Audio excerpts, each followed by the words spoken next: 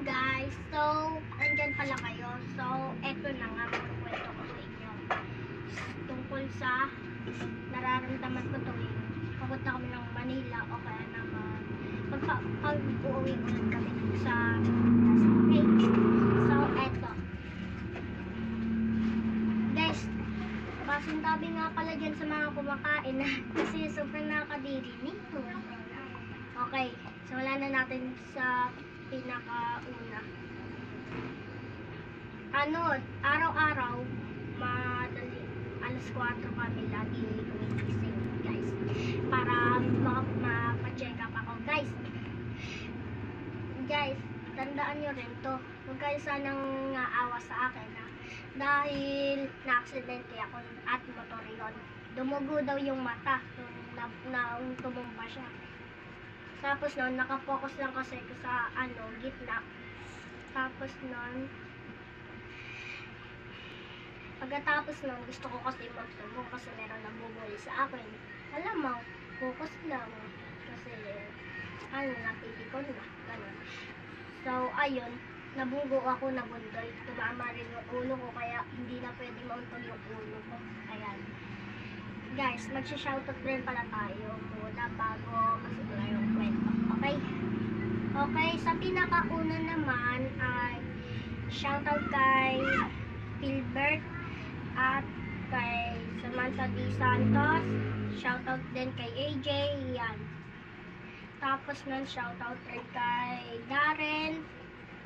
At shoutout din sa kaklase ko. Kay Maro, shoutout. Sana matuwa man lang kayo kasi kung napapanood niyo to. So, eto na. Simulan na natin ang kwento. Eto na nga. Sumakay na muna kami ng tricycle papuntang terminal. Tapos nun, sasakay kami ng tricycle ulit papunta sa parkingan ng gas station ng bus. So, ayun na nga. May kakilala yung nanay ko eh. Nakalimutan ko na kung sino yun kasi makakalimutan lang ako dahil nga nabundol yung ulo ko. Okay. Eto na. Nung sumakay na kami, humingi sila ng ticket. Tapos malaking gastos yung namin binabayaran. Alam niyo naman, bata, laging talagang wala tayong pera pa, hindi tayo makakasweldo dahil bata pa. So, ayun. Nung nakasakay na kami, nasusuka talaga ako, di ko talaga matiis. Kasi mahirap humingaw eh. Dahil nga may aircon, kaya lipat ko ng yung aircon na hangin ng aircon sa nanay ko. Tapos nun, kumakain mo na ako ng candy para hindi ako masuka. Pero bakit pumalala pa rin? Guys, comment nyo nga kung bakit ganun hindi tumatalag. Siguro na-scam lang yata ako sa YouTube lang na napapanood ko. So, ayun na. Balik sa kwento. So, ayun. Nung pauwi na kami, pagkatapos nun, bigla naman ako nasuka. Talagang pasintabi nga pala dyan sa kumakain. Baka sabihin nyo na nakakadiri naman tong kwento ko. So, eto na. Nasumuka ako, laway muna. Dahil nga nakaganere ako, taas na yung paa ko nasa bintana, nakasara.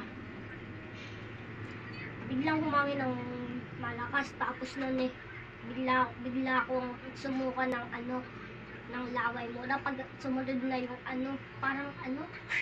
para siyang pagkain eh. Yung kinakain, ayun, lugaw.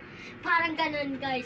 Pero ang lambot, para siyang tubig na para siyang nalusaw na lugaw. Okay. Sunod naman tayo sa pinaka-common. Tapos, okay. Iyan naman ay ang tandaan ko muna. Ayun, guys. Itong experience, baka naranasan nyo na rin itong naranasan ko sa buhay ko, sa totoong buhay lang. Nagtanghalian din kami doon sa hospital na pinaggamutan ko. Doon ako nagpahinga, malipas ng ilang buwan tsaka Tapos nun, nag-ano na ako eh. Iinit na ako nung nasa ano pa ako. Nasa rooftop, pinakataas. Kaya talagang ano, taas nun. May sugat pa ako dito sa paa. Kaya ang sakit talaga. Kaya ngayon, Makati. Tapos nun,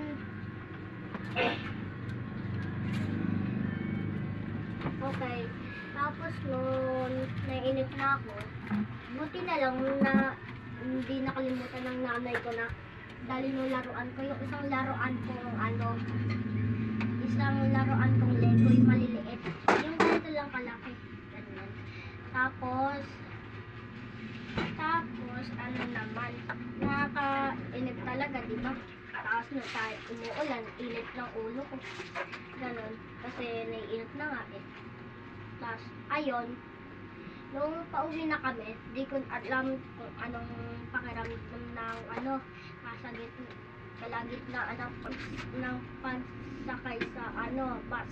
Ayun na nga, doon ko nasabing nakakasuka nga pala. Pati sa jeep guys, kaya naman magtiis. Pero nung kaninang kinuwento ko eh, talagang hindi ko natiis yung paglabas ng suka ko eh. So, part 2 na lang muna kakat ko. Kasi kakain na kami. Okay, bye guys. Like and subscribe. Either way.